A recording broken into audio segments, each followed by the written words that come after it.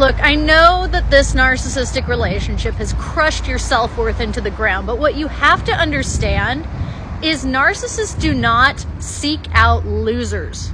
They went after you in the first place because you were a high-ticket target.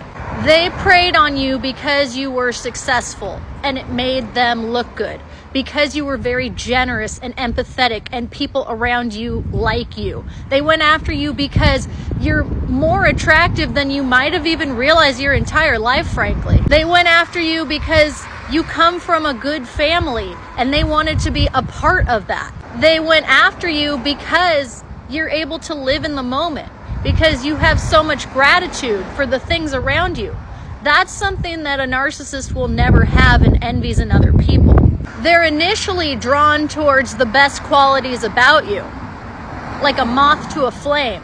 However, when they get close to you and they start to devalue you, that's when they take your best qualities, twist them, and weaponize them against you. Now you're being financially exploited by this narcissist because they're taking advantage of your generosity. Now they're accusing you of cheating with everybody because you are so attractive to all those around you. They're accusing you of seeking validation from others because they're projecting their need to seek validation from everybody around them.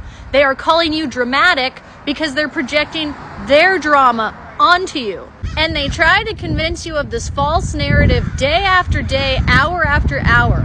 Through systematic gaslighting and manipulation, you start to believe it. You start to think to yourself, maybe I am the problem. Maybe I'm the mean one. Maybe it's up to me to get this relationship back on track. And that is when you completely lose yourself and lose your identity in the narcissistic relationship. You start to believe the reality that your abuser wants you to believe. And that is a very dangerous place for you to be. It keeps you confused, which keeps you stuck. This constant psychological abuse and warping of your perception of reality and gaslighting is so prevalent that it can actually lead to brain damage.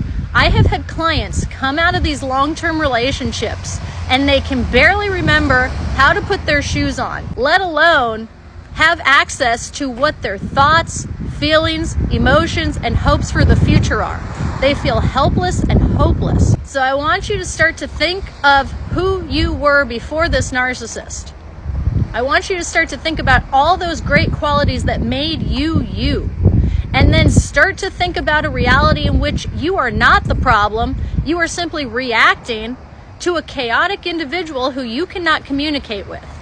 If you suspect you're with a narcissist, the only way to reclaim your identity and your life is to get out of there and go no contact.